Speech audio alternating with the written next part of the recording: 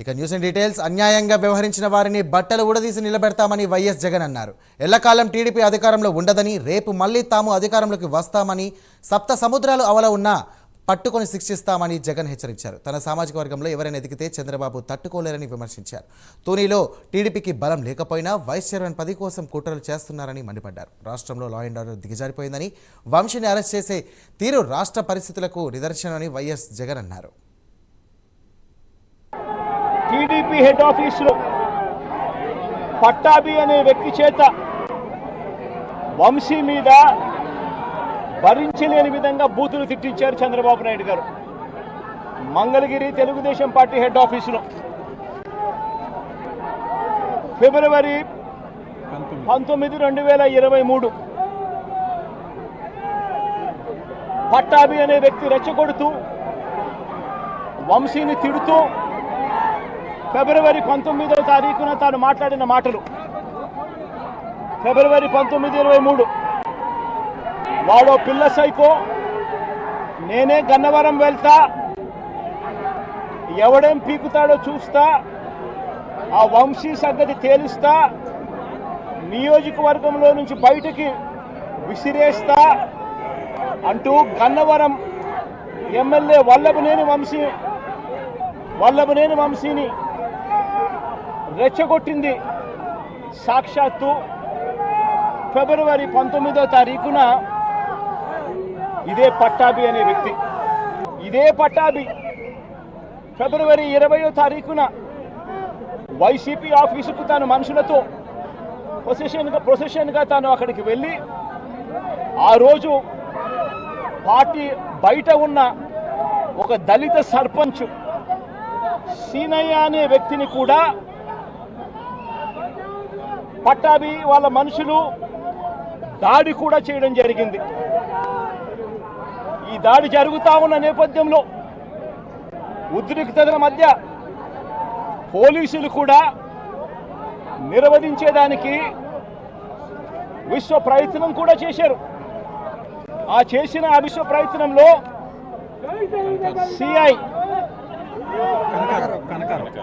CI Kanakarao, ఈయన కూడా దళితుడే, CI Kanakarao తల పగలగొట్టి నిరోధించే కార్యక్రమంలో సిఐ కనకారావు తల కూడా ఇదే అల్లరి మూకలు పట్టాభి నేతృత్వంలో ఇదే అల్లరి మూకలు తల కూడా పగలగొట్టారు.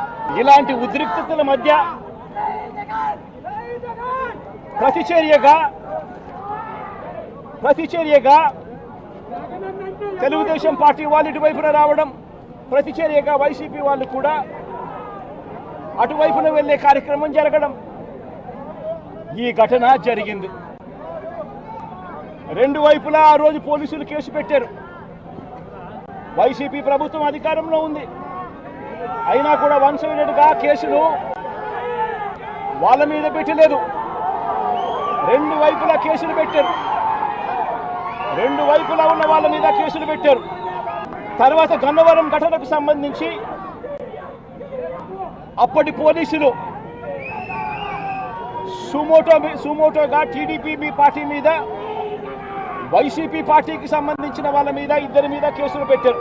చంద్రబాబు నాయుడు అనే వ్యక్తిని ముఖ్యమంత్రిగా చేయడం కోసం, చంద్రబాబు నాయుడు అనే వ్యక్తికి ఓట్లు వేయించడం కోసం ఒక మాఫియా సామ్రాజ్యం వీళ్ళంతా.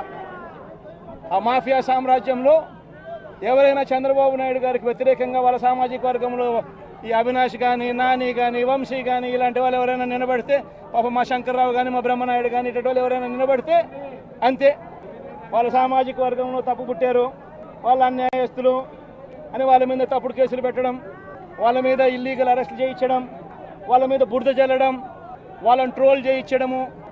వంశీని ఎందుకు టార్గెట్ చేస్తూ ఉన్నారు అనేది చంద్రబాబు నాయుడు గారికి వంశీని చూస్తే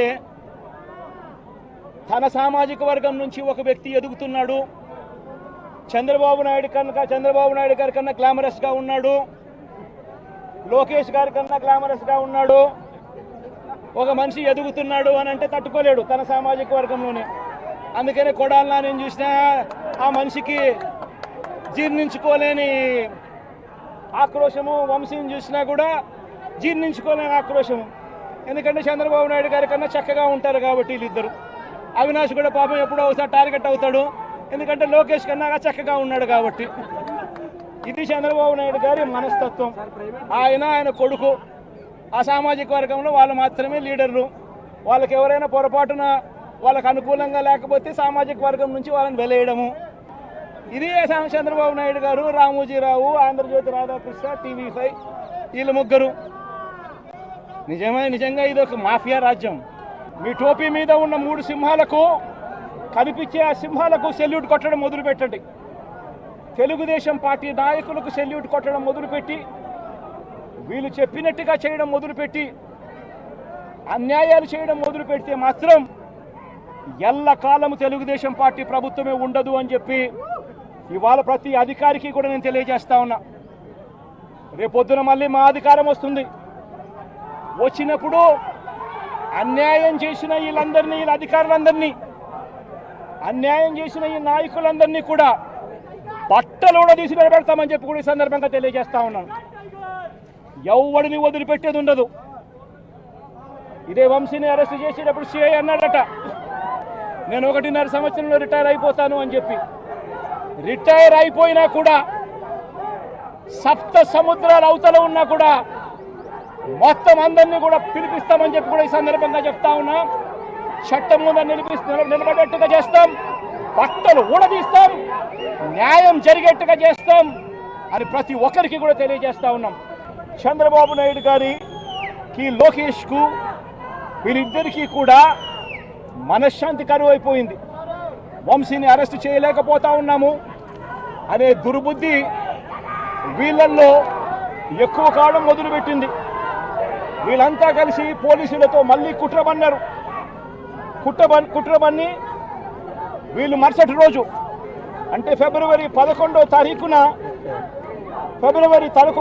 తారీఖున వీళ్ళు విజయవాడ పటమట పోలీస్ స్టేషన్లో సత్యవర్ధన్ మీద వీళ్ళు ఒక FIR రిజిస్టర్ చేశారు. ఫిబ్రవరి 11వ తారీఖున సత్యవర్ధన్, వంశీ ఇద్దరి మీద వీళ్ళు FIR రిజిస్టర్ చేశారు. కోర్టును తప్పుదోవ పట్టించారు అని వంశీని, సత్యవర్ధన్ మీద వీళ్ళు తప్పుడు కేసు వీళ్ళు బనాయించారు. చివరికి జడ్జికు 20వ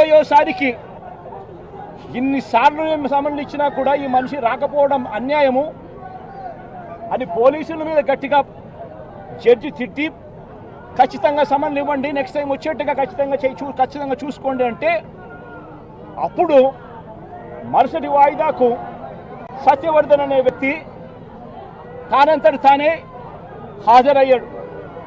హాజరై ఈ ఘటన జరిగిన సమయంలో ఇంతకుముందు తాను 161లలో ఏదైతే చెప్పాడో అదే విషయాలను మళ్ళీ జడ్జి గారి సమక్షంలో మళ్ళీ అదే విషయాలే మళ్ళీ ఆయన తెలియజేశాడు.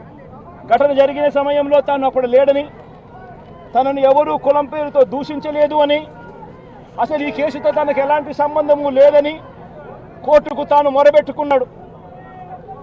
తాను తన తల్లి ఇద్దరు కలిసి ఆటోలో కూర్చొని కోర్టుకు వచ్చామని, తన స్టేట్మెంట్ వెనుక ఎవరి బలవంతము లేదు అని ఫిబ్రవరి 10వ తారీఖు 2025 ఫిబ్రవరి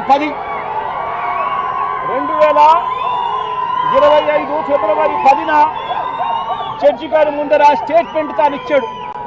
తెలుగుదేశం పార్టీ ఆఫీస్ అట కాల్చే కార్యక్రమం అట జరిగింది అని చెప్పి ఏకంగా చంద్రబాబు నాయుడు గారు అనే వ్యక్తి మరో ఫాల్స్ కేసు, మరో కట్టుకథ అల్లాడు. ఆఫీసును తగలబెట్టే కార్యక్రమం చేసినప్పుడు ఆ ఆఫీసు ఎవరిది అని చెప్పి, ఆ ఆఫీసు SC STలకు సంబంధించిన ఆఫీస్ వారిదే ఓనర్లు అయితే అప్పుడు ఇది నాన్ బెయిలబుల్ సెక్షన్స్ కిందికి వస్తుంది, SC ST కేసు పెట్టచ్చు అనే ఉద్దేశంతో ఏకంగా తెలుగుదేశం పార్టీ ఆఫీసు SC STలదని చెప్పి ఇంకో దొంగ కేసు, ST STలదే అని చెప్పి ఇంకొక దొంగ వాంగ్మూలాన్ని కూడా ఇచ్చేశారు ఇదే పెద్ద మనిషి చంద్రబాబు నాయుడు గారు. వాస్తవం ఏమిటంటే తెలుగుదేశం పార్టీ కాలబడింది లేదు. తెలుగుదేశం పార్టీ ఒక SC STకి సంబంధించిన వ్యక్తికి సంబంధించిన ఆఫీస్ బిల్డింగ్ కూడా కాదు. తెలుగుదేశం పార్టీ ఆఫీసు కడియాల సీతారామయ్య గారు అనే ఎస్సీ కాదు, ఎస్టీ కాదు, కనీసం బీసీ కూడా కాదు, చంద్రబాబు నాయుడు గారికి సంబంధించిన వ్యక్తి సత్యవర్ధన్ అనే వ్యక్తి ఆ 161 స్టేట్మెంట్లో, పోలీసులకు ఇచ్చిన 161 స్టేట్మెంట్లో తనను ఎవరూ తిట్టలేదని కూడా చెప్పాడు. తాను ఘటన జరిగినప్పుడు తాను అక్కడి నుంచి వెళ్ళిపోయానని కూడా చెప్పాడు. తర్వాత టీడీపీ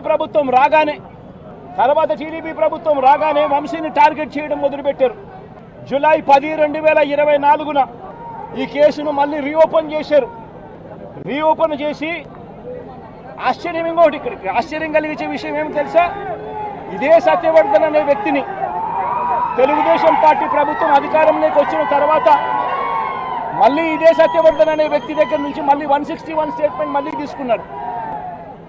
రెండోసారి కేసు రీఓపెన్ చేసి తెలుగుదేశం పార్టీ అధికారంలోకి వచ్చిన తర్వాత ఆ రెండోసారి ఇచ్చిన 161 స్టేట్మెంట్లో కూడా సత్యవర్ధన్ ఇవే మాటలే మాట్లాడాడు. నన్ను ఎవరు తిట్టలేదని, వంశీ అక్కడ లేడు అని, తన ఘటనా స్థలం జరిగినప్పుడే తను అక్కడి నుంచి వెళ్ళిపోయాడు, అదే మాటలే మాట్లాడాడు.